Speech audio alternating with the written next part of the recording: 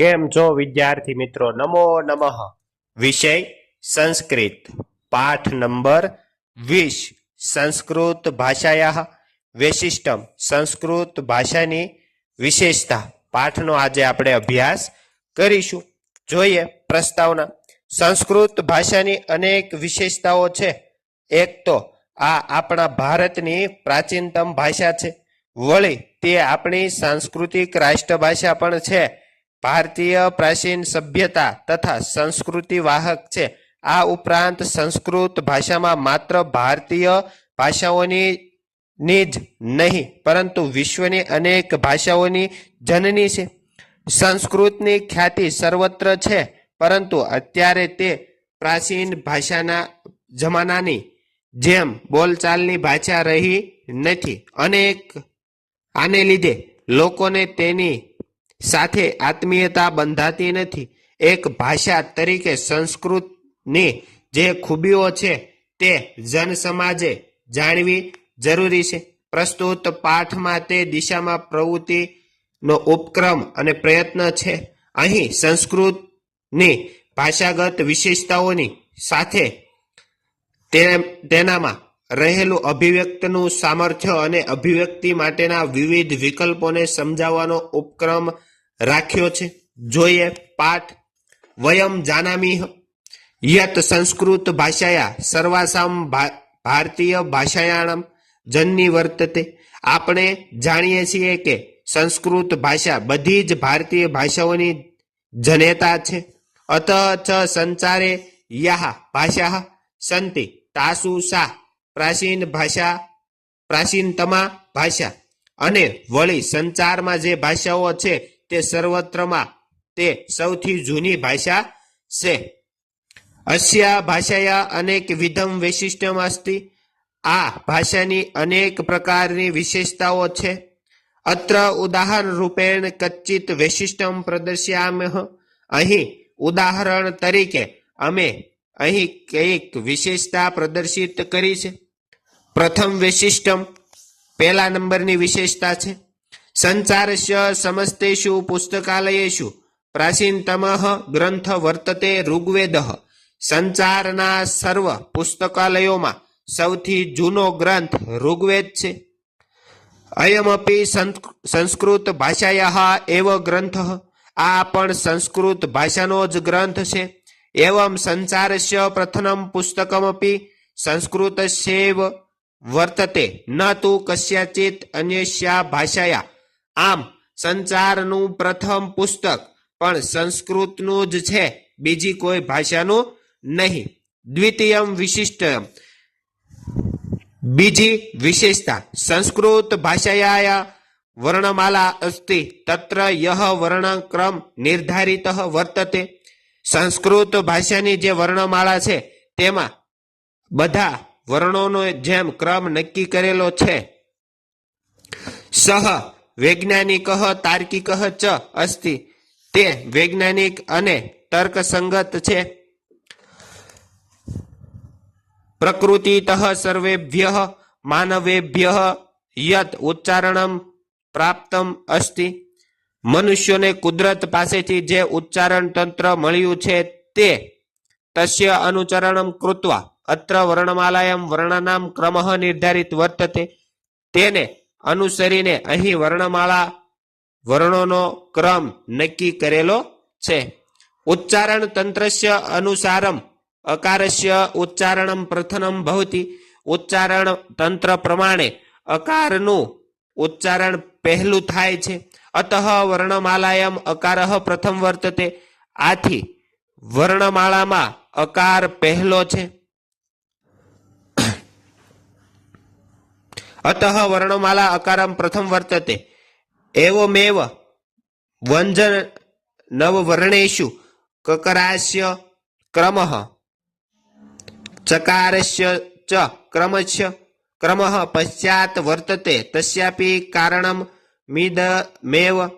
એ જ રીતે વ્યંજનમ વર્ણોમાં કકારનો ક્રમ પહેલો અને જકારનો ક્રમ પછી છે. તેનું પણ આ જ કારણ છે. અન્યસુ ભાષાસુ યાહ વર્ણમાલાસુ સંતિ. અન્ય બીજી ભાષાઓમાં જે વર્ણમાળાઓ છે તત્ર એતાદશા તાર્કિક વૈજ્ઞાનિકસ્ય ક્રમ ન મિલતી, ત્યાં આવો તર્કસંગત અને વૈજ્ઞાનિક ક્રમ મળતો નથી. તૃતીય વૈશિષ્ટમ, ત્રીજા નંબરની વિશેષતા, આચાર્ય પાણિનીય વિરચિતમ અષ્ટાધ્યાયી નામના પ્રસિદ્ધમ સંસ્કૃત વ્યાકરણમ, આચાર્ય પાણિનીએ રચેલું અષ્ટાધ્યાયી નામનું પ્રસિદ્ધ સંસ્કૃત વ્યાકરણ માનવ મસ્તિષ્ક સર્વોત્તમા કૃતિ વર્તતે, માનવના મસ્તિષ્કની સર્વશ્રેષ્ઠ કૃતિ છે. એતાદશમ વ્યાકરણમ અન્યત્ર ન ઉપલબ્ધયતે, આવું વ્યાકરણ બીજે મળતું નથી અથવા તો પ્રાપ્ત થતું નથી. ચતુર્થ વૈશિષ્ટમ, ચોથી વિશેષતા, સંસ્કૃત ભાષાયામ મહાભારત નામના પ્રસિદ્ધ એક ગ્રંથ વર્તતે, સંસ્કૃત ભાષામાં મહાભારત નામનો એક સૌથી સુપ્રસિદ્ધ ગ્રંથ છે. સહ લક્ષ્ય શ્લોક પરિમિતમ એતાદૃશમ વિશાલકાય ગ્રંથ, તેમાં આવો વિશાળ ગ્રંથ છે. આખા ગ્રંથમાં 1,00,000 જેટલા શ્લોકોનો પરિમાણ વાળો છે. 1,00,000 જેટલા શ્લોકો છે તે મહાભારતના શ્લોકમાં જોવા મળે છે. નિખિલ અપી સંચારે નાસ્તિ, આવો વિશાળ ગ્રંથ આખા સંસારમાં નથી. ઇદમપી સંસ્કૃતસ્ય અપરમ વૈશિષ્ટમ, આ પણ સંસ્કૃતની અન્ય વિશેષતા છે. પંચમ વૈશિષ્ટમ, પાંચમા નંબરની વિશેષતા, રામાયણમ નામ સુપ્રસિદ્ધમ આદિકાવ્યમ અસ્તિ, રામાયણ નામનું અત્યંત પ્રખ્યાત આદિકાવ્ય છે. પુરાતને ભારતે અયમ ગ્રંથ અનેકાસુ લિપિષુ લિખિત, પ્રાચીન ભારતમાં આ ગ્રંથ અનેક લિપિઓમાં લખાય છે. સંપ્રતિ સહ નેવારી, મેથિલી, બંગાળી, દેવનાગરી, તેલુગુ ગ્રંથ મલયાલમ, શારદા ઇત્યાદિષુ લિપિષુ લિખિત મિલતી, આ ગ્રંથ અનેક લિપિઓમાં લખાયો છે. અત્યારે તે નિવારી, મેથિલી, બંગાળી, દેવનાગરી, તેલુગુ ગ્રંથ મલયાલમ, શારદા વગેરે લિપિઓમાં લખાયેલો મળે છે. સંસ્કૃત ભાષાયા એતાદશા બહવઃ ગ્રંથા સંતિ, એ પ્રાચીન કાલે અનેકાશુ લિપિષુ લિખિત, આવા ઘણા બધા ગ્રંથો છે જે પ્રાચીન કાળમાં અનેક લિપિઓમાં લખાયા હતા. એતાદૃશા ઉપક્રમઃ અપી સંસ્કૃતેસ્ય વૈશિષ્ટ્યમ વર્તતે, આવી યોજના પણ સંસ્કૃતની જ વિશેષતા છે. છઠ્ઠા નંબરની વિશેષતા, પંચતંત્ર નામક ગ્રંથ પ્રાયઃ વિશ્વસ્ય સર્વાસુ ભાષાસુ અનુદિત વર્તતે, સંસ્કૃત ભાષાનો પંચતંત્ર નામના ગ્રંથનો મોટેભાગે દુનિયાની બધી ભાષાઓમાં અનુવાદ થયેલો છે. ષષ્ઠમ વૈશિષ્ટમ સંસ્કૃત ભાષાયા, આવું સૌભાગ્ય બીજી કોઈ પણ ભાષાના ગ્રંથને આજ સુધી પ્રાપ્ત થયું નથી. સાતમા નંબરની વિશેષતા, સપ્તમ વૈશિષ્ટમ, સંસ્કૃત સાહિત્યે દશકુમાર ચરિત નામના પ્રસિદ્ધ કથા પુસ્તકમ વર્તતે, સંસ્કૃત સાહિત્યમાં દશકુમાર ચરિતમ નામે પ્રસિદ્ધ કથા પુસ્તક છે. તસ્ય સપ્તમે ઉચ્છાસે એકમ પાત્રમ પ વર્ગ પ્રયોગ હિતાની વાક્યની વદતી, તેના સાતમા પ્રકરણમાં એક પ વર્ગ પ ફ બ ભ મ ના પ્રયોગો વગરના વાક્યો બોલે છે. વર્ણમાલાયા અમુકાન વર્ણાન વિહાય સંવાદકરણમ સંસ્કૃતે એવ સંભવતી નાન્યંત્ર, અમુક આવા વર્ણોનો પ્રયોગ વિના સંવાદ કરવાનું સંસ્કૃતમાં જ સંભવે છે, બીજે ક્યાંય નહીં. અષ્ટમ વૈશિષ્ટમ, આઠમા નંબરની વિશેષતા, એકસ્ય વર્ણસ્ય પ્રયોગેણ કાવ્યકરણમ સંસ્કૃતે એવ સંભવતી, એક જ વર્ણના પ્રયોગથી કાવ્ય રચવાનું સંસ્કૃતમાં જ સંભવ છે.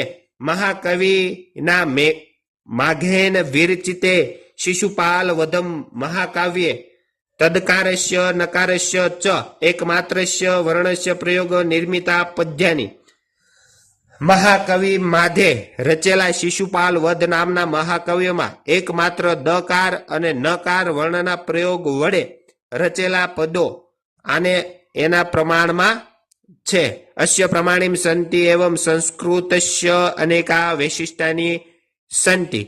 આ પ્રમાણે સંસ્કૃતની અનેક ઘણી બધી વિશેષતાઓ છે. તો મિત્રો આ હતો પાઠ નંબર 20 સંસ્કૃત ભાષાયા વૈશિષ્ટમ. સંસ્કૃત ભાષાની વિશેષતાઓ. જો વિડીયો ગમ્યો હોય તો લાઈક, સબસ્ક્રાઇબ અને શેર કરવાનું ભૂલતા નહીં. મળીએ ધોરણ 10 ના પાઠ નંબર 1 માં.